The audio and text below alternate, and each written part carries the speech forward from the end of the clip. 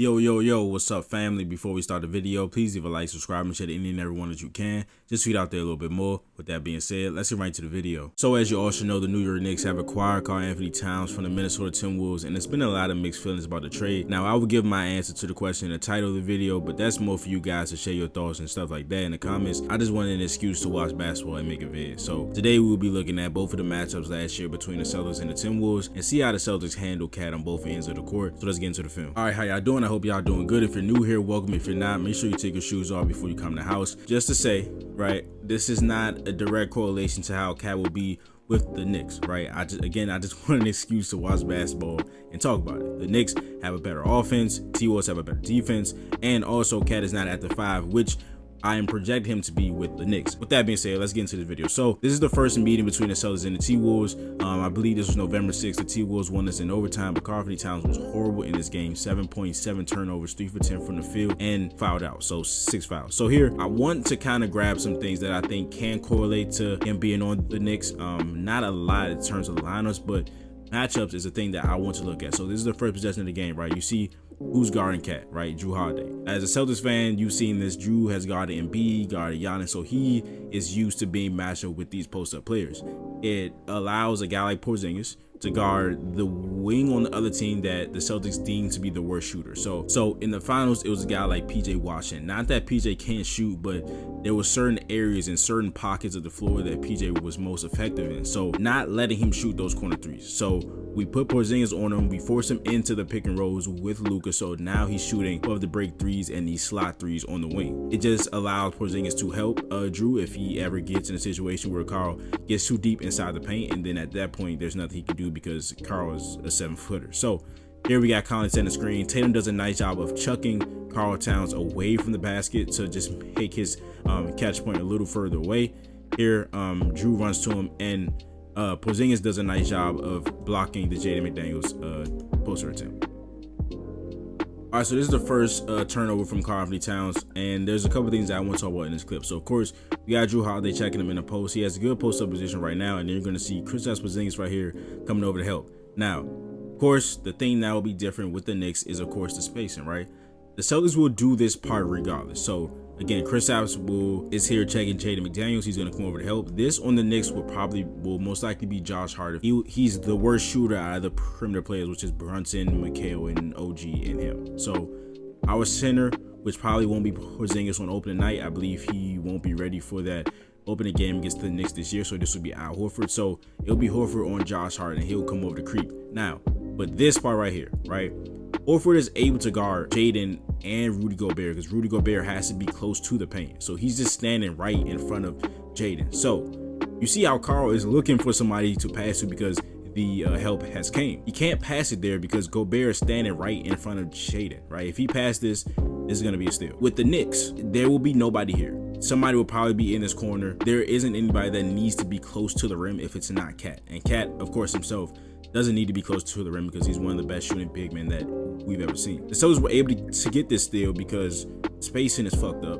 Cat is looking for somebody to pass to. He's looking right at Jaden, but Gobert being here trumps this passing. So the Celtics were able to get this steal because the indecision by Cat, he's just looking. He doesn't even see Jrue Holiday or feel Jrue Holiday anymore at this point because he's looking to pass, and Celtics get the steal. All right, if you're a Rudy Gobert fan, please close your eyes because all right, this is something that will not change if Karl-Anthony is on the Knicks, especially if he's at the 5, because it'll just get worse. He is somebody that cannot guard our guys on the perimeter. I think he did a nice job per expected on the perimeter as the power forward this year, but having Rudy Gobert on the back line, of course, helps because if he gets blown by, some guys will not even challenge Rudy Gobert, so that is also a plus. And when they did challenge him, he would deter the shot because he's one of the best rim protectors we've ever seen. If you're playing the Celtics, Jaylen Brown and Jason Tatum, well, Jaylen Brown won't be impacted. Jason might be a little bit more.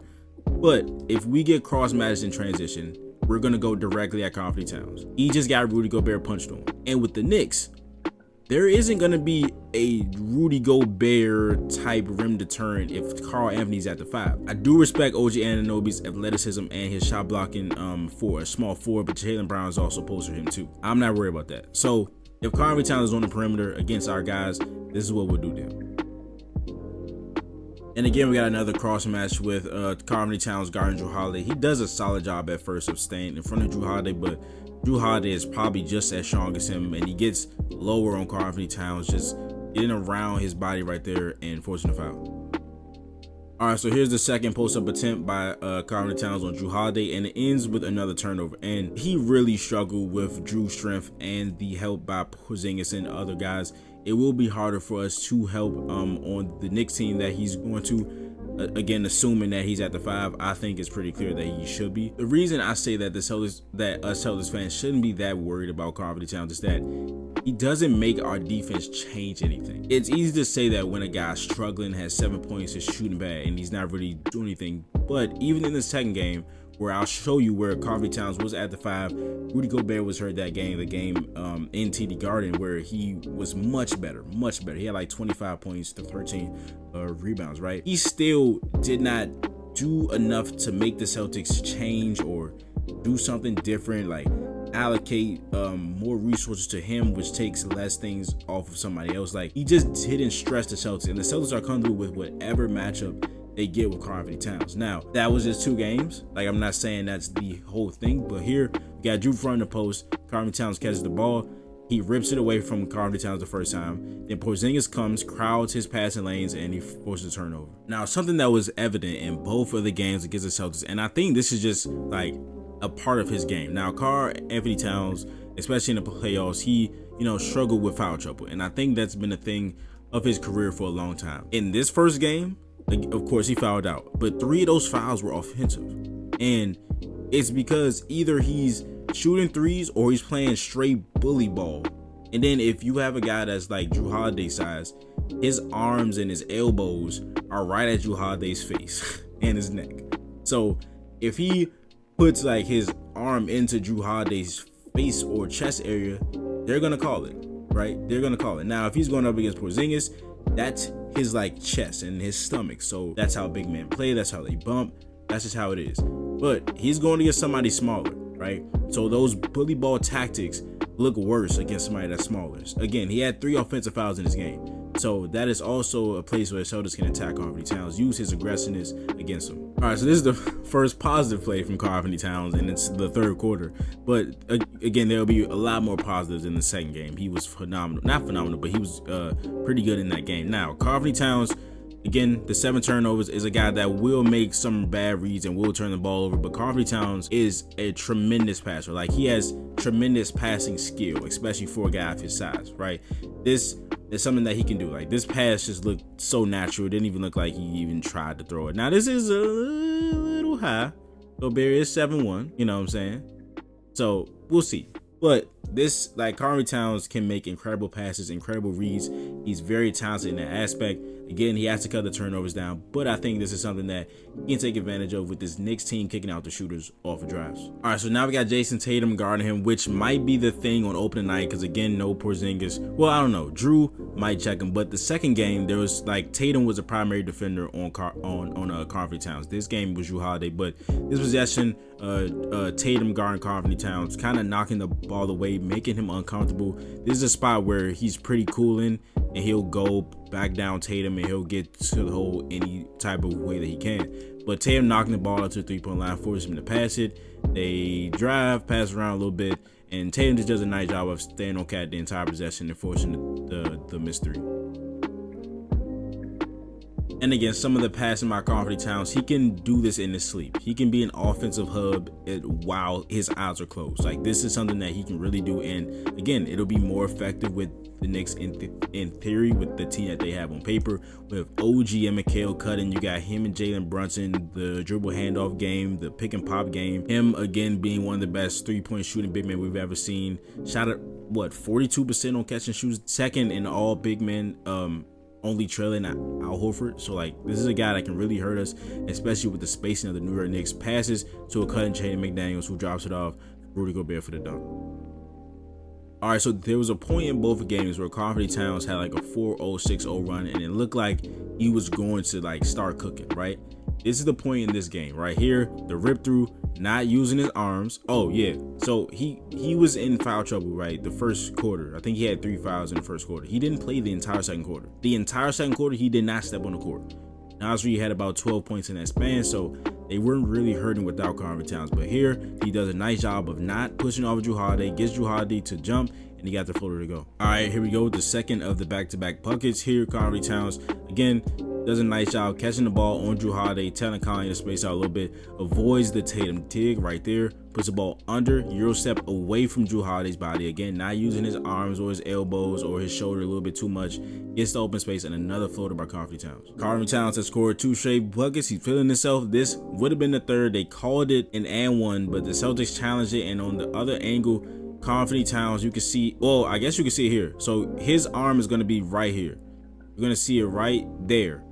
He hooked Drew Holiday's arm, and he got another offensive foul. Well, that could have been 2 of He hooked his arm and then pushed Drew Holiday before he touched it. So, okay, yeah. So Karl got an offensive foul here. This would have been 6 straight points.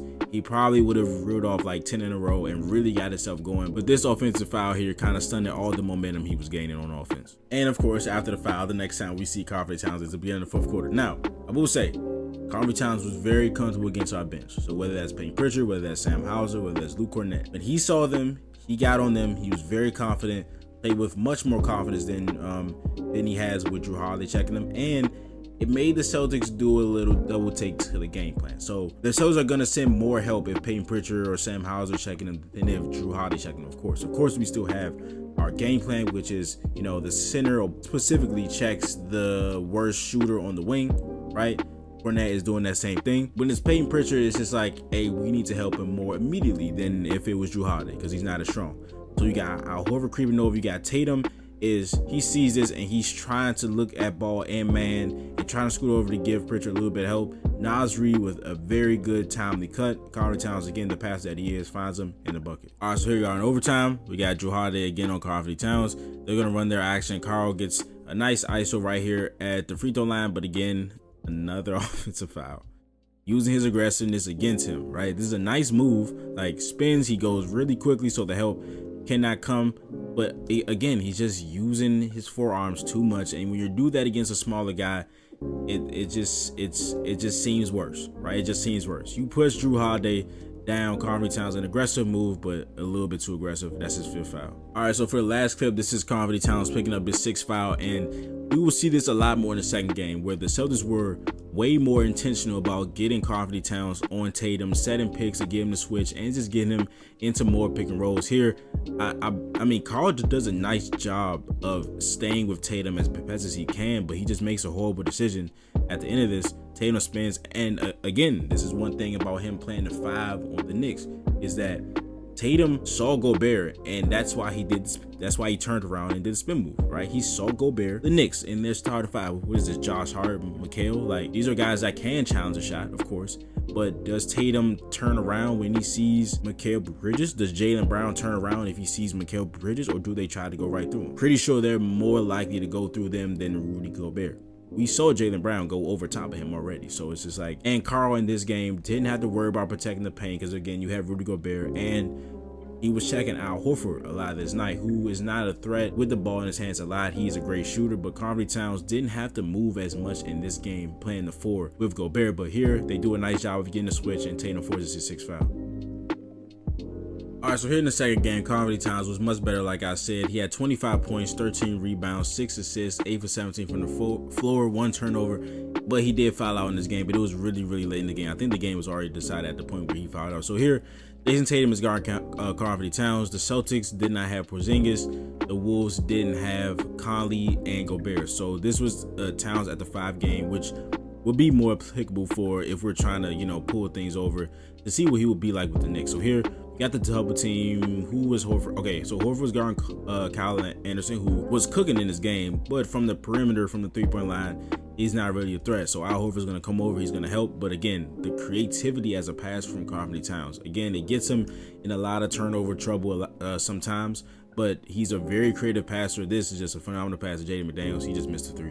All right, so here he gets a nice bucket. The relocation, Al does a nice job of getting his hands into Karl-Anthony Towns' shooting pocket, makes him pass the ball, but they set the screen and they have to switch it. And again, like I said in the first video, he was very comfortable against our bench, so whether that's Payne Pritchard, Sam Hauser, Luke Cornett, he went right up on all those guys, took them to where he wanted them to be, and he scored a lot of times. And here he's just too big for Sam Hauser and one. Something that I think that'll be really important in the potential Celtics-Knicks playoff series. I do believe they are the second best team in the East, with the addition of Karl-Anthony Towns. Whether if I don't feel too good about the trade itself, I believe the Knicks have enough.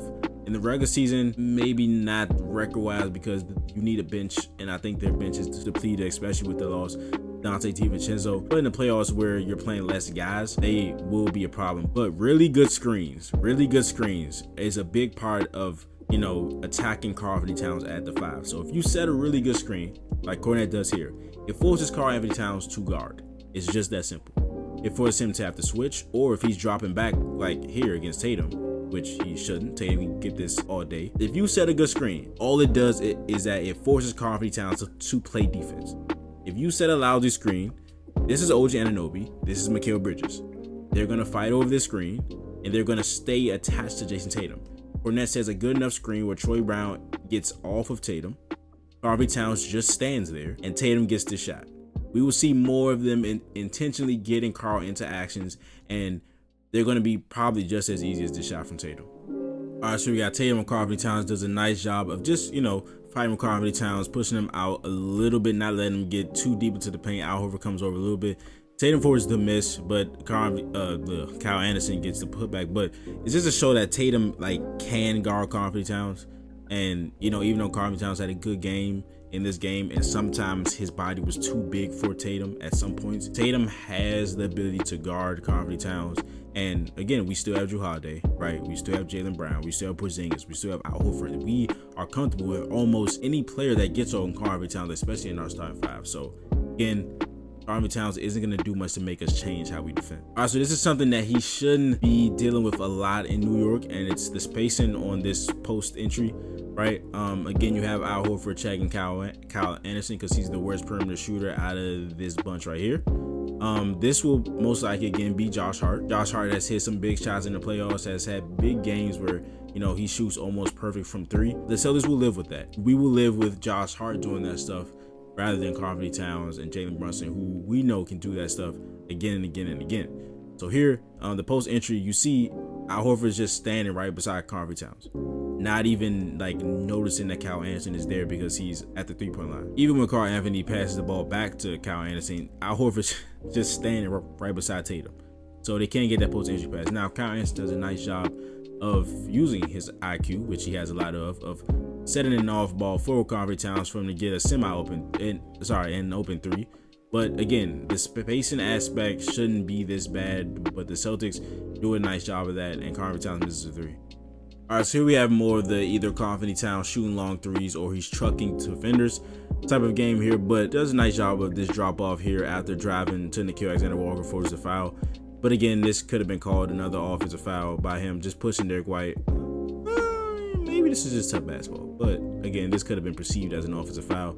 Could have been another one there, but his aggressiveness was good right there against the foul call. All right, so we got Karl-Anthony Towns actually picking up a foul. And again, it's just, this is a pick and roll. I don't know why it cut off. I thought I got the whole clip. But it's him, it's Al Horford setting the screen and Karl-Anthony Towns just backing up. Tatum got him at his mercy. I would like Tatum to go dunk this. Well, I guess his elevation got cut off right here with Karl-Anthony Towns' elbow. Fouling Tatum. But yeah, again, just attacking him, putting him in the pick and rolls, making him move his feet, making him slide his feet. Tatum attacking him like he did all game. And I'll show a lot of that later. Here, the Celtics do a tremendous job of just making the move. Multiple pick and rolls, multiple passes. Look at that right there. So first one, got a screen. Jaylen Brown gets him. He's playing drop coverage. As Anthony Edwards is coming back to Jaylen Brown, Karl-Anthony Towns is still there. This is a shot that Al Horford can take. Good behind the back pass. Al attacks, gives it right back. Again, another pick and roll. Jaylen goes this time, does a little Karl-Anthony Towns to push off there, and he gets the shot. This is the type of talent Karl-Anthony Towns has. We got a pick from Kyle Anderson right on Jason Tatum, and he doesn't have to just post up, right? The joke of him either just shooting 3s or bully ball, it's not too much of a joke. It's kind of real, but he can also put the ball on the floor. He has a handle, you know what I'm saying? He can pass. He can do a lot of different things to affect the basketball game. It's just, you know, in the playoffs especially, he's not at his best, and a lot of times it's just he just doesn't apply himself, and or he's in foul trouble. But here we got a nice drive from the 3-point line on Jason Tatum. Karl-Anthony Towns has a big body. Tatum can't just, you know, affect him. Karl-Anthony Towns just goes right to the rim. Again, just forcing Karl-Anthony Towns to move his body. You see Al Horford here, he's gonna set the screen and he just fades, right?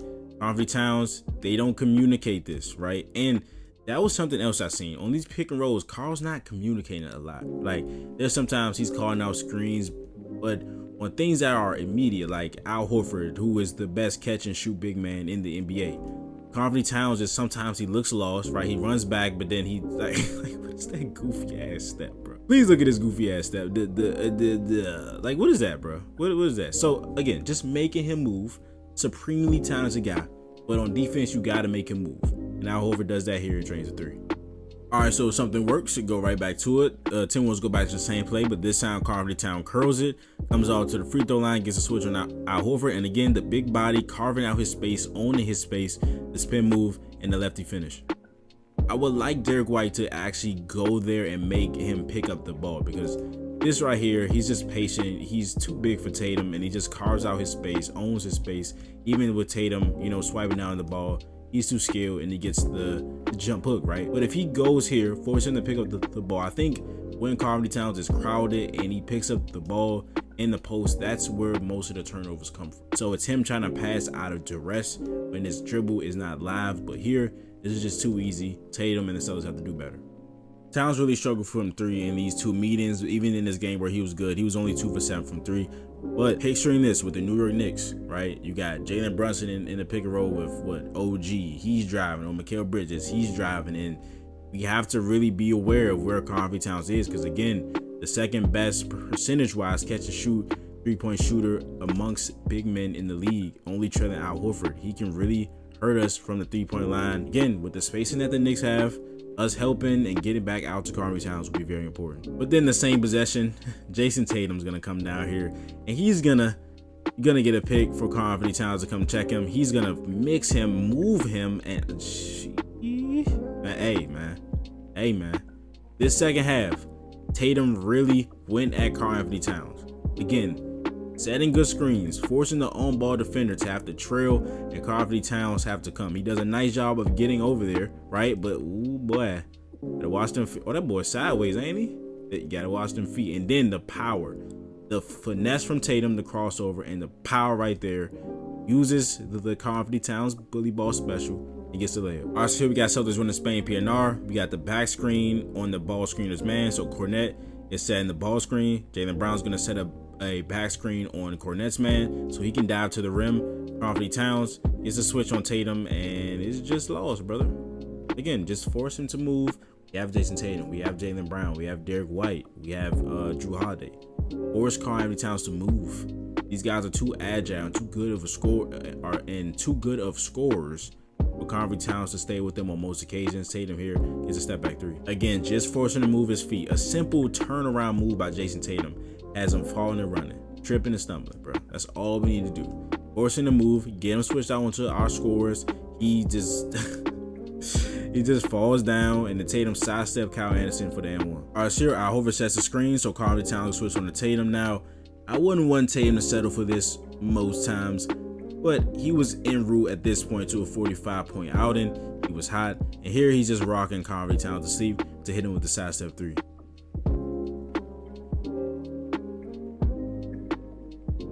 Timeout. This is the first time I'm seeing this. Of course, I watch the games and I clip the clips and I see them before I come to talk about them on this microphone. I'm just a guy that got a camera, computer, and a microphone. This shit might be disrespectful. So the Celtics cook up a phenomenal slob play. Slob is just sidelines out of bounds, right? So they cook up this phenomenal play. You got Tatum setting the back screen for Al Horford to come off, and they're gonna make it look like this play is for Horford, right? Even Derek White is gonna pump fake to him, make it look like it's going to him, right? Watch Tatum. Again, good screening, right? Will be pivotal to a Knicks Celtics conference finals, second round, anything, to a playoff matchup between those two teams, because getting Karl-Anthony Towns just to move his body will help our offense a lot. So you just gotta set good screen. So now Karl-Anthony Towns is moving because Tatum set a good screen trying to get back to Al Horford. They don't want to switch this. Watch Tatum's arm. He's holding Karl-Anthony Towns. Now, you don't see offensive players holding the defensive player's hands a lot of times. Is this a foul? Maybe. I don't know. This to me is, yo, I want you to guard me. Tatum is pulling Karl-Anthony Towns to him. Like, yo, I want you to guard me. And that's what this whole play is. It's to get Karl-Anthony Towns right here with Jason Tatum. And that's shown by Tatum grabbing his arm. That's shown by this second pick by Al Horford, making sure that Jaden McDaniels is nowhere near Jason Tatum. So he gets Karl-Anthony Towns here, right? And Karl-Anthony Towns picks up the foul, and the Celtics goes to the line to tie the game up. But maybe Karl-Anthony Towns saw that and was not happy about that in overtime. He had 2 or 3 big buckets in this period, almost willed them to a win in overtime. The Celtics end up in this game, of course. But again, 1-on-1 with Tatum. The handle and the body to carve out and own his space, the 2 steps, getting the foul, and the and-1. And here again, let's just imagine that that's Jalen Brunson in overtime. Of course, he's going to have the ball a lot. Celtics helping, trying to make sure nobody takes this shot. Well, somebody other than Anthony Edwards takes this shot. He was also hot tonight in this game. Karl-Anthony Towns has to make a tough catch, picks it up off the bounce. And again, top 2 catch and shoot big last year. On a lot of attempts, just drains it in OT. And for the last clip, probably the play of the game, I'm gonna just let this one roll. Got the switch on Karl-Anthony Towns. Let's work.